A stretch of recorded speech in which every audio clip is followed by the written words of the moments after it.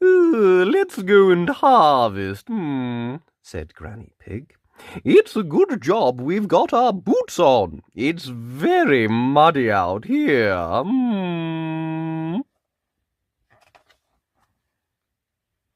Peppa and George had lots of fun helping Granny and Grandpa Pig harvest their vegetables. Soon there were huge piles of vegetables all around them. What a big harvest, Grandpa! Gasped Peppa. Yes, it is, Peppa, replied Grandpa Pig. the biggest we've had in a long time. Isn't that right, Granny Pig? Granny Pig, where are you? Peppa, George, and Grandpa Pig looked around. They couldn't see Granny Pig anywhere. Over here!